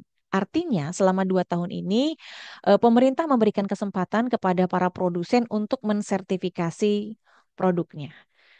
Demikian, Pak Muhyiddin, saya kembalikan. Terima kasih. Terima kasih Ibu Indrani. Aplaus dong buat beliau. Juga buat kawan-kawan peserta yang sampai dengan saat ini masih stay 141 peserta. Dan mengingat waktu, saya langsung saya. Buat kawan yang Monggo, raise Pak. hand, Ibu Hidayah kami persilahkan, silahkan unmute. Ibu Hidayah, Baik, silahkan. terima kasih banyak Pak. Ya, silahkan. Baik, maaf saya dua perangkat nih agak ini. Izin, Siapa, Pak? ini terkait dengan PKDN ini. Ada beberapa pertanyaan yang ingin saya sampaikan. Kalau kita lihat perubahan Perpres terbaru itu kan e-katalog ini wajib. Nah, kalau kita melihat tadi ketentuan di pasal Pak 66 tadi kan ada layering ya penggunaan terkait dengan PKDN ini. Nah, pertanyaan saya adalah ketika kita masuk di e-katalog nih, di e-katalog ternyata dia berada di bawah 25 25% nih TKDN-nya. Nah, apakah kita tetap wajib menggunakan eh, eh, produk produk eh, yang kalau kita bilang sih lebih banyak impornya ya, karena dia katanya saya beberapa kali lihat cuman ada 3% atau 5%. Apakah tetap kita wajib menggunakan ini atau ini masih bisa kita kategorikan sebagai katakanlah masuk kategori impor sehingga kami kalau di tempat kami kan ada kebijakan bahwa setiap penggunaan produk impor itu wajib mendapatkan izin dari menteri. Sehingga Ya, ketika dia berada di bawah 25 maka dia tetap harus wajib menggunakan mengajukan izin menteri. Karena ini jadi mispersepsi nantinya di tataran pelaksanaan karena e-katalognya wajib sementara tingkat komponennya di bawah 25. Ini dua hal yang mungkin berbeda tapi saling berkaitan, Bu izin. Itu yang oke. pertama. Yang kedua terkait dengan tadi untuk yang sanksi-sanksi ini. Kalau saya melihat kan kalau di sanksi ini lebih banyak kalau yang di Perpres itu kan eh, sanksi yang sifatnya administratif ya Bu ya. Ya, Dan ini juga lebih banyak sebenarnya ditujukan ke apa namanya untuk ke pelaku PBJ-nya sendiri. Nah, sekarang kalau kita mengacu, kalau tidak salah saya pernah baca juga di yang di Undang-Undang Industri ya pasal 29 nomor 29 itu. Di situ ada sanksi buat pejabat pengadaan yang sebenarnya kalau pengertiannya itu pejabat pengadaannya ini kan maksudnya sebenarnya adalah pelaku pengadaannya ya, apakah itu PPK, Pokmil dan lain-lain. Nah, di situ kan ada sanksi yang tidak administratif ya. Dia malah pengembalian paling maksimal kalau nggak salah tuh saya baca lima lima ratus ratus juta. juta. Nah, pertanyaan saya, ini mana nih yang akan kita gunakan nih, Ibu? Apakah kita akan menggunakan eh, yang di undang-undang ini atau di Perpres? Karena terkesan juga ya, mohon izin, menggunakan di undang-undang ini juga ya siapa yang akan membayar gitu ya? Kalau diterapkan untuk PPK dan pejabat pengadilan atau Pogja, sementara mereka kan melakukan tugas ini memang dari perencanaannya memang sudah seperti itu, misalnya seperti itu. Nah, ini mana sanksi yang patut kita ini. Nah, yang ketiga, saya mau menanyakan sedikit, Bu, terkait dengan, karena tadi saya sampaikan bahwa kami harus ada izin. Nah, kalau dulu Mm-mm. itu kan ada Kemenkomarves ya yang membuat surat tentang bagaimana mengidentifikasi terkait dengan apakah dia masuk kategori PDN atau impor gitu. Ke di sana kan, kalau ini kan kita bicaranya sebenarnya TKDN itu kan adalah produk industri. Nah, ketika kita masuk nih ini, tapi sebenarnya dari dulu pun ini juga tetap tidak pernah kelar sih, Bu. Karena kami bertanya baik di Perindustrian maupun waktu itu Kemenkomarves itu tidak menjawab pertanyaan kami juga. Saya mau menanyakan terkait dengan misalnya nih, Bu, di kegiatan-kegiatan yang misalnya pemeliharaan pemeliharaan peralatan dan mesin misalnya. Di kegiatan pemeliharaan mesin ini katakanlah lift. Nah, komponennya itu, komponen penggantian spare partnya itu sudah pasti adalah impor. Tapi kan pelaksana pekerjaannya itu adalah apa perusahaan yang berdiri dan berbadan hukum Indonesia. Nah, dengan kondisi ini, apakah bisa kita masuk kategorikan dia sebagai PDN gitu? Tapi tidak dengan melihat berapa nilai belanja spare partnya itu, karena kan kalau spare part pun ada, tapi secara output tidak ada tenaga kerja yang memasang, ya kan tidak tercapai juga seperti itu. Apakah bisa kita memperluas penafsirannya? Izin itu saja. Terima kasih banyak, Bu Indrani. Oke, terima Baik, kasih Bu terima kasih Bu Hidayah. Hidayah. Oke, Oke, langsung aja Bu izin Indrani. Pak Langsung. Muhyiddin. Iya, saya Oke, kalau enggak sukanya lupa. oke. Dan masalahnya Baik antriannya ya. banyak Bu di belakang. Oh gitu, baik, baik, baik. Oke, jadi langsung Jadi aja. Ya. pertama, jadi pada saat kita melakukan proses mau pembelian, ya mulai dari perencanaan, persiapan, tentu kita pertama kali kita lihat itu ya yang di e-katalog ini salah satu informasi ya Bapak Ibu ya untuk informasi produk apakah dia produk dalam negeri. Nah, kita juga bisa lihat selain e-katalog itu yang di WP3DN Ibu ya. Karena bisa jadi untuk satu spek itu, satu spesifikasi ternyata bukan hanya merek itu gitu ya. Mungkin mereknya ada beberapa merek. Maka kita coba bandingkan Bapak Ibu. Nah, misal ya, untuk satu spesifikasi ternyata setelah kita identifikasi DWP3DN ada barang yang ber-TKDN 25 plus BMP 15. Misal ya Bu, artinya dia sudah mencapai 40%.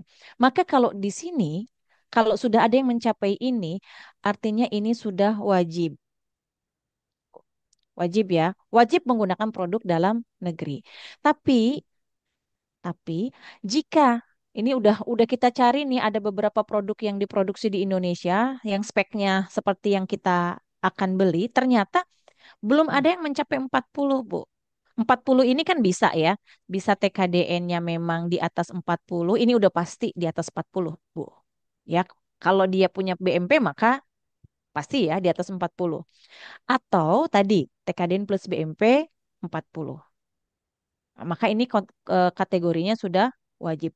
Ternyata sudah semua dicari, nggak ada yang mencapai ini, Bu. Tidak ada yang mencapai 40. Ya, misal bisa jadi ya ini dari semuanya ini yang paling maksimal yang Ibu dapat misalkan 20 plus 10 artinya 30. Maka ini kondisinya kan menjadi belum wajib ya Bapak Ibu. Belum wajib. Nah, kalau belum wajib berarti ketentuan tentang batas minimal tadi ya, minimalnya 25% gitu ya Bapak Ibu. Ini kan menjadi tidak. Sekarang berarti kita akan cari yang TKD-nya paling tinggi dari yang ada. Kita coba dulu.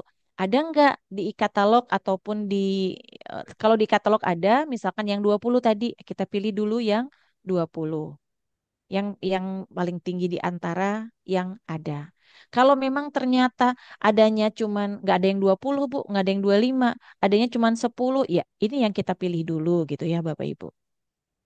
Itu. Nanti kalau ini tidak ada ya barulah tadi layernya itu kan kemana? Setelah misalkan pertama yang di atas 25 gitu ya. Kemudian berikutnya kurang dari 25, berikutnya PDN ya. PDN. Kalau nggak ada PDN ya barulah kita ke impor. Demikian Bu untuk yang nomor satu. Tetap ya Bapak Ibu kalau misalkan, jadi pertama kali ngelihat bukan di katalog dulu, coba lihat dulu informasinya yang ada di web P3DN. Karena bisa jadi bukan cuman merek itu saja gitu, tapi bisa juga ada merek-merek yang lain yang spesifikasinya sama dengan yang kurang lebih sama dengan yang kita butuhkan. Yang kedua, sanksi. Nah, Bapak Ibu, di sini sanksi memang tadi sudah saya sampaikan ya Bapak Ibu ya, berkaitan dengan sanksi ini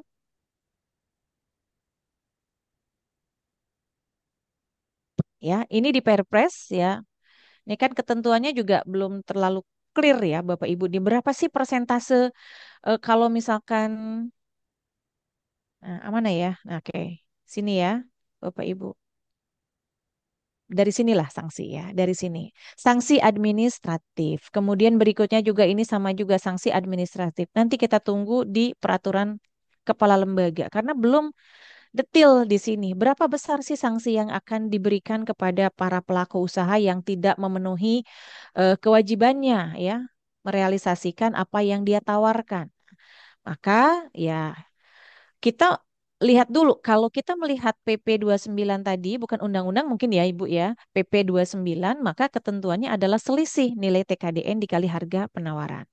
Kalau menawarkan impor maka selisih dari eh, kalau menawarkan impor maka 3 kali dari nilai yang diimpor. Sekarang bagaimana dengan ini para pejabat di sini kan sebutnya pejabat pengadaan. Tapi kalau Ibu membaca membaca di penjelasannya Bapak Ibu ya, siapa pejabat pengadaan ini adalah pejabat yang menetapkan spesifikasi. Jadi kalau misalkan saya ini sesuai apa dicoba di compare dengan aturan PBJ yang menentukan spesifikasi di sini adalah PPK.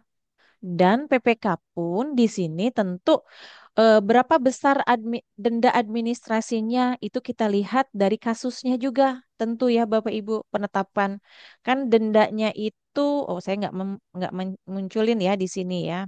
Oke, 1% dari nilai kontrak dan maksimalnya adalah 500 juta.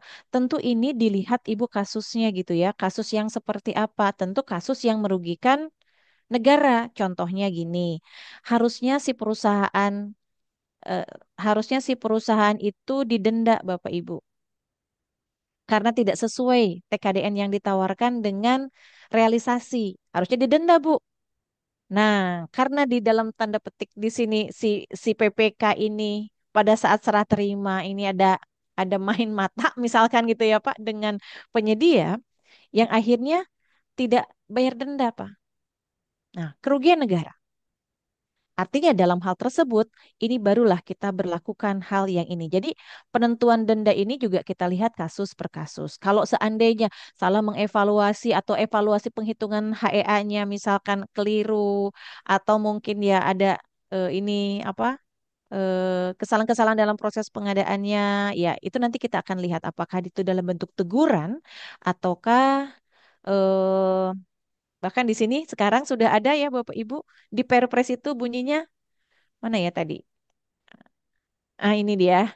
Di pasal 82 ya, pemberian sanksi administratif kepada PA, KPA, PPK seperti yang di pasal 1A. Sebagaimana di pasal 1A berupa pengurangan terhadap nilai tunjangan kinerja. Ya, jadi bisa teguran tadi ya, ataupun mungkin pengurangan nilai tunjangan. Dan ini tentu berdasarkan analisa dari pejabat pembina kepegawaiannya. Mungkin demikian ya Ibu ya untuk pertanyaan yang kedua. Jadi di situ pelaku pejabat pengadaan di situ adalah PPK, Bu. Dan dilihat kembali kasus per kasusnya.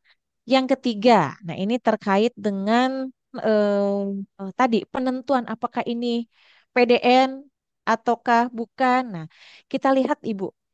Untuk yang tadi Ibu contohkan ya, di sini pemeliharaan lift gitu ya. Maka kita akan lihat Ibu, lift itu kalau kita lihat TKDN-nya adalah TKDN gabungan, barang dan jasa. Tetap kita hitung Bu, untuk komponennya itu masuk di komponen barang. Jasanya juga kita hitung Bu. Jadi dari barang itu nanti berapa rupiah gitu ya komponen dalam negerinya. Dari jasa berapa rupiah komponen dalam negerinya. Baru nanti kita gabungkan ya. Menghitung TKDN itu kan jumlah komponen dalam negeri dibagi dengan total biayanya gitu ya Bapak Ibu. Barulah dari sini ketahuan TKDN-nya itu berapa. Demikian Ibu. Jadi memang kita perlu lihat ya di sini untuk paket pengadaan, apakah misalkan ini kan untuk peralatan pemeliharaan ini masuk di pengadaan jasa lain ya Bu ya, di pengadaan jasa-jasa lainnya. Maka kita lihat dia tidak hanya barangnya saja, termasuk juga jasanya kita pertimbangkan, kita perhitungkan. Kalau komponen biaya untuk barangnya memang lebih tinggi dibandingkan dengan jasanya, pasti TKD-nya akan kecil. Karena tadi barangnya katanya dari impor gitu. Mungkin itu mudah-mudahan menjawab Bu Hidayah. Terima kasih Ibu Indrani. Lanjut saja di sisa waktu ke penanya berikut Pak Hendratma. Mohon izin Pak Hendratma, to the point Pak ya, waktu Iya, mengingat waktu. Oke, iya. Terima kasih silakan Pak Pak Hendratma. Muhyiddin. Oke, Iya, ya silakan Pak lanjut Hendratma. Bu Indrani. Ya. Eh, ada beberapa pertanyaan. Yang pertama yaitu dalam dokumen pemilihan tender untuk pekerjaan konstruksi ini ya, yang ditampilkan dalam dokumen pemilihan itu TKDN Dersot paket ataukah cukup TKDN minimum komponen barang. Terus selanjutnya, misalkan TKDN paket itu dari perhitungan PPK ataukah dari ketentuan dalam Kemen PUPR 602. Selanjutnya, kalau sudah dalam kontrak, nanti yang mengikat itu TKDN-nya penawaran, TKDN PPK, ataukah TKDN-nya Kemen PUPR. Maaf Pak, nomor 3 Selanjutnya, boleh diulang Pak? Boleh diulang nomor 3? oh kan dalam kontrak yang mengikat itu nanti TKDN penawaran, TKDN-nya PPK, ataukah TKDN-nya Kemen PUPR. Terus Oke. selanjutnya, kalau PPK tidak mau menetapkan nilai preferensi harga atau tidak menentukan preferensi harga, itu apakah bisa Pokja langsung menetapkan misalnya preferensi harga ada dan nilainya mungkin dimaksimalkan gitu. Oke, baik. Ya, ya, terima kasih. Baik, Kasih pertama Pak Hendratma. untuk Langsung. Ya langsung langsung ya Bu. Pak ya. Ya langsung. Oke, pertama dokpil konstruksi TKDN paket atau minimum komponen barang. Oke, jadi Iya. gini Pak. Eh di dalam perhitungan sebentar. Ya, di dalam perhitungan TKDN ya si penyedia pun dia akan menghitung komitmen, gitu kan ya Pak ya. Dia akan berkomitmen, tentu dia juga komitmen nggak mungkin. Saya 70 aja lah, saya 60 aja lah, saya 80 aja, pasti dia juga akan melakukan hitung-hitungan Pak. Pasti dia akan melakukan perhitungan. Hitungannya tetap mengacu hitungan ya dari komponen barangnya dan dari komponen jasanya. Karena TKDN untuk konstruksi itu merupakan TKDN gabungan antara barang dan jasa. Jadi berarti di sini tetap dia akan menghitung ya TKDN tadi seperti yang saya tunjukkan di tabel ya Pak ya. Itu rekapitulasinya tetap seperti itu gitu ya. Ada barang dan ada jasanya. Nah, untuk komitmen kita lihat dari paketnya Pak. Jadi dari TKDN gabungan barang dan jasanya. Karena apa? Karena di dalam Kepmen PUPR pun standar minimal itu, batas minimal TKDN itu adalah dari TKDN paketnya. Di situ ada barangnya, di situ ada jasanya. Oke, itu untuk yang nomor satu ya. Jadi paket gitu. Yang kedua, TKDN paket.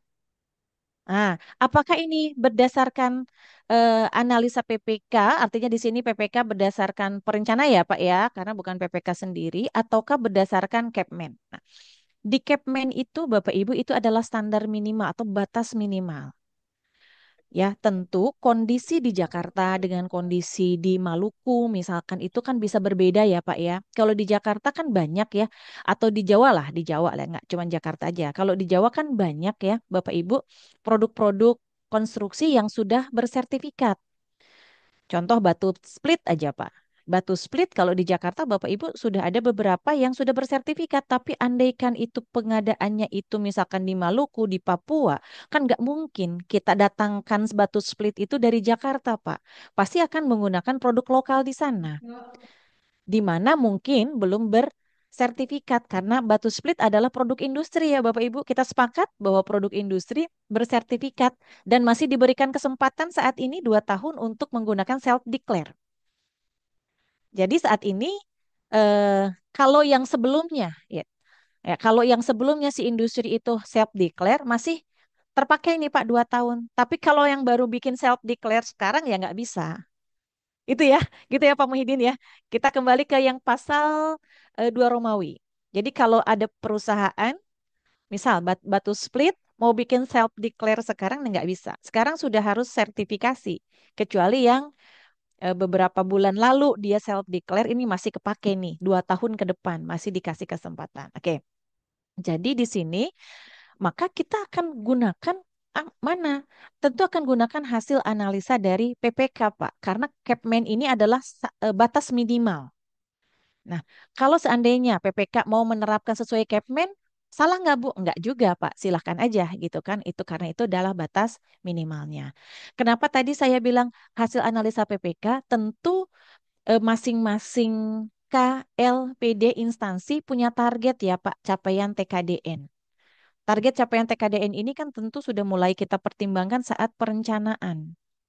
Ya, ada kita diberikan target ya. Tentu berkaitan dengan masalah penghargaan tadi ya Bapak Ibu ya, semakin tinggi misalkan capaian TKDN-nya nanti akan dapat penghargaan gitu kan. Nah, maka di sini ini kaitannya dengan hal ini gitu ya. Kalau di Kepmen PUPR misal untuk bangunan itu minimal 45 berdasarkan hasil analisa PPK yang dibantu perencana ini misalkan bisa mencapai 70, ini 70 pun yang sederhana, maksudnya sederhana tuh yang kemungkinan bisa dicapai oleh penyedia yang ada di daerah itu gitu kan, di daerah di misalkan di Jawa gitu ya Bapak Ibu ya. Nah, yang mungkin dicapai lah oleh para penyedia ya Bapak Ibu. Nah, maka kita bisa tetapkan 70. Kalau menetap 70 salah? Enggak. Kan ini kan batas minimal Bapak Ibu gitu ya. Itu. Lalu yang ketiga, pada kontrak yang mengikat itu yang mana? Yang mengikat itu adalah tentu yang berdasarkan penawaran dari si penyedia yang menang, Pak. Ya, karena kan dia menawarkan misalkan tadi nawarannya 45. Karena 45% inilah dia menjadi menang misalkan ya, karena sudah dihitung HEA-nya, preferensinya. Maka 45 inilah yang harus dicantumkan di dalam kontrak. Dan nanti akan dicek pada saat proses evaluasi capaian, saat serah terima. Nah, Bapak Ibu, untuk konstruksi ya tadi saya sampaikan juga bahwa Pokja tidak perlu gitu ya Bapak Ibu mengecek sampai ke analisa harganya gitu ya. Kenapa? Lihat aja komitmennya, lihat hitung penawaran TKDN untuk komponen barangnya, hitung HEA-nya. Bu, apakah itu betul nanti jangan-jangan salah gitu kan? Nah, biarkan nanti pada saat proses pelaksanaan pekerjaan, tentu di sini ada pengawas ya Bapak Ibu. Pengawas akan membantu PPK melakukan pengawasan termasuk penghitungan capaian TKDN secara periodik ya, capaian TKDN per periode dan nanti di akhir akan dihitung tentu capaian akhirnya, Pak. Inilah yang disebut dengan proses apa namanya post audit ya. Jadi menghitung capaian TKDN pada saat serah terima pekerjaan untuk konstruksi. Oke. Kemudian yang pertanyaan keempat, apabila PPK tidak mau menetapkan preferensi. Nah, PPK menyusun dokumen persiapan ya, Bapak Ibu ya. Pada saat proses persiapan pengadaan. Diserahkan kepada UKPBJ. UKPBJ menugaskan Pokja untuk melakukan persiapan pemilihan. Oke, tentu di sini ada proses review ya Pak oleh Pokja. Saat misalkan preferensi tidak ditetapkan, tentu Pokja punya hak untuk bertanya kepada PPK. PPK kenapa ini tidak ditetapkan, ini sudah wajib loh. Nah, dari situlah ada komunikasi antara Pokja dengan PPK. Ya, nanti silahkan diusulkan ya, direkomendasikan untuk diberikan preferensi, Pak. Demikian Pak Hendratma dan Pak Muhyiddin, mudah-mudahan terjawab ya. Oke, terima kasih Ibu. Materi kita hari ini luar biasa, terlihat dari antusiasme kawan-kawan baik yang raise hand maupun yang di kolom chat. Namun mengingat waktu, saya izin dulu kepada Pak Muji. Pak Muji, boleh yang di chat Pak Muji boleh minta waktu sebentar atau gimana Pak Muji? Ya, tergantung Bu Indra ini ada waktu nggak nih Bu Monggo, Indra? Pak. Monggo, monggo, Boleh Pak. Bu? Oh boleh, oke. Monggo, monggo. Saya lanjut Bu Indra ya. Jadi saya ke Monggo. kolom chat Bu. Jadi di kolom chat ini ada beberapa pertanyaan. Yang pertama itu terkait satu, mohon penjelasan untuk pekerjaan konstruksi. Apakah terhadap bahan alam yang tidak ada di TKDN Kemenperin.go ID diikutkan dalam perhitungan preferensi harga? Ini satu Bu. Kemudian yang kedua, untuk pekerjaan konstruksi yang masuk katalog sudah dipastikan memenuhi TKDN. Ini kayaknya penegasan, Bu.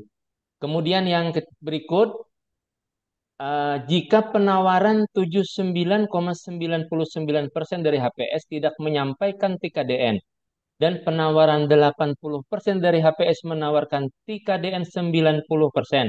Jika dimasukkan ke analisa penghitungan TKDN, maka penawaran 79,99% bisa kalah dari penawaran yang 80%.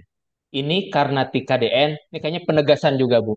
Mungkin untuk Oke. 3 pertanyaan ini, Bu. Oke, Baik ya, silakan. nanti mohon koreksi Pak, apa Ya, oke. namanya kalau misalkan apa namanya ini kan catatannya tadi cepat aja. Oke, Pertama, konstruksi untuk bahan alam ya Pak ya. Nah, bahan oke. alam ini kita lihat Bapak Ibu, kalau itu merupakan kembali ya hasil industri, oke, Bapak Ibu, hasil industri, maka memang saat ini sudah wajib dia bersertifikat. Tapi tadi ya ada ketentuan di pasal 2 ya Bapak Ibu ya. Di pasal 2 itu apabila sebelumnya sebelum keluarnya Perpres ini sudah self declare ya, maka masih diakui 2 tahun Pak Bu. Tapi kalau misalkan ini ada contohnya hasil industri itu apa? Contohnya split ya. Kalau semen kayaknya sih udah pada sertifikat ya Bapak Ibu. Contohnya split terus apalagi ya yang contoh eh, eh, eh, ya perusahaan-perusahaan Pak produksi-produksi yang dari alam tapi yang digunakan di konstruksi. Contohnya split aja ya Bapak Ibu. Nah, Pasir mungkin. tap pasir itu juga hasil industri kah? Artinya di sini industri itu adalah ada proses pengolahan, Pak. Bukan hanya mengekstrak, tapi ada proses pengolahan. Nah, gitu ya, Bapak Ibu. Jadi kalau yang baru mau self declare, artinya tidak berlaku dong pasal 2 Romawi ini, maka ini diarahkanlah Pak untuk bersertifikat. Nah, tapi kalau bahan dari alam ini bukan merupakan hasil industri gitu ya, Bapak Ibu, ya. Kalau saya melihat kalau pasir pasir ini kan langsung dikeruk ya, Pak ya. Memang dia pakai truk sih gitu ya, tapi tidak ada proses pengolahan, ya kan? Beda dengan semen ya. Nah, maka ini memang bisa kita klaim ya Bapak Ibu kalau tidak ada pengolahan, maka syaratnya dengan self declare itu sebagai adanya di pasal berapa tadi? Saya kadang-kadang suka lupa bunyi-bunyi pasalnya ya. Di pasal 66 ya, masih di 66 juga. Pasal 66 ayat 3 kalau nggak salah. Ya, betul nggak? Saya takut salah nih, Pak. Ya, pasal 66 ayat 3. Oke. Nah, maka bisa di self declare itu bahwa misalkan tadi pasir diambil dari Indonesia, maka nilai TKD-nya 100%. Ini sudah sangat clear sekarang diakui di dalam Perpres gitu ya. Kalau dulu kan Bapak Ibu kita masih galau-galau nih ini masuk enggak sih gitu ya. Di dalam apa namanya? Ini masuk ke 100% ataukah dinolkan gitu kan. Nah, kalau sekarang kan udah jelas Bapak Ibu bahwa untuk non-industri maka dengan self declare. Clear itu, Pak. Oke, kemudian yang berikutnya penegasan. Apakah barang yang di katalog itu sudah pasti TKDN? Belum tentu, Bapak Ibu. Ya, karena bisa jadi di katalog juga ada yang tidak bersertifikat. PDN tapi tidak bersertifikat atau belum bersertifikat. Jadi belum tentu jawabannya. Kemudian pertanyaan yang ketiga, kalau misalkan ada 79,99%, artinya lebih murah lah ya Bapak Ibu ya, tapi dia tidak ber-TKDN. Nah, ini Bapak Ibu, kalau tidak melampirkan komitmen, nah kan tidak menggugurkan, tapi dia tidak diberikan preferensi. Itu ini juga udah cukup clear kayaknya di dalam Perpres itu ya, Bapak Ibu. Sedangkan yang di atasnya tetapi ber-TKDN ya, ini misalkan TKDN-nya di atas batas minimal, maka diberikan preferensi. Betul Bapak Ibu bahwa yang lebih mahal ya kalau dia memberikan atau menawarkan ya komitmen TKDN dan di atas dari yang batas minimal, maka dia akan diberikan preferensi. Preferensi ini akan dihitung pada HEA dan HEA inilah yang akan menentukan urutan pemenang.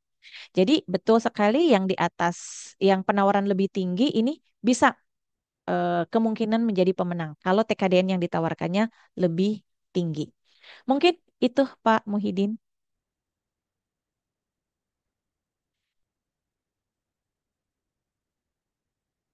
Halo, halo Pak Muhyiddin.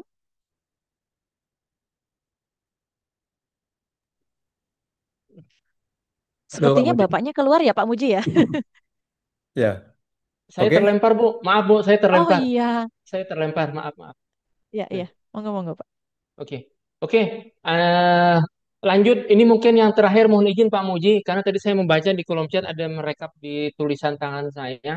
Pertanyaan terakhir ini mungkin sekaligus Bu menjawab ini sekaligus Ibu closing ya, karena waktu kita sudah kalau kita di tengah nih sudah hampir jam 16.43 Bu. Oke. Ya.